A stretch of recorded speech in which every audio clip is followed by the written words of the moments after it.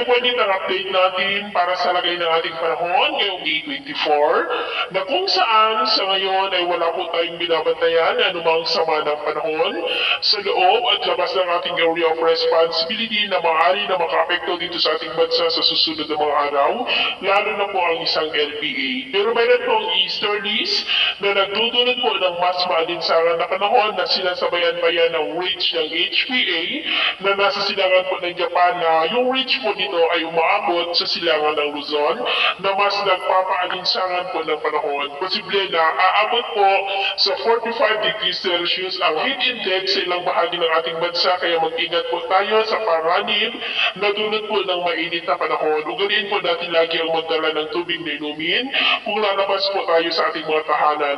At hanggat maaari ay stay indoor po tayo para makaiwas tayo sa heat stroke at dehydration. At ito naman ay pinapakita ng forecast model natin pong ginagamit hanggang po sa susunod na 2 linggo.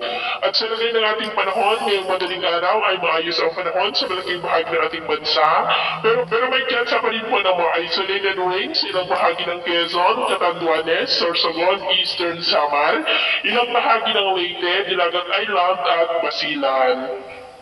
At mamaya po ay sisikat ang araw sa malaking bahagi ng ating bansa, mainit at malinsangan ang panahon sa malaking bahagi, pero may chance pa rin ng mulak na kalagitan with isolated rains sa ilang bahagi ng Quezon, Legazpi, Rojas, Oriental Mindoro, Eastern Leyte at Dinagat Island. At mamayang hapon, mainit at malinsangan pa rin ang panahon sa malaking bahagi ng ating bansa, pero may chance pa rin ng cloudy skies with isolated rains sa ilang bahagi po ng Quezon, Eastern Samar, Caraga, at Mati. At sa atin naman po mga baybayin, wala naman po tayong nakataas na namang gear warning signals, pero iba yung pag-ingat lamang po kung papalaot tayo para mas makaiwas sa mga sakunang pangkaragatan.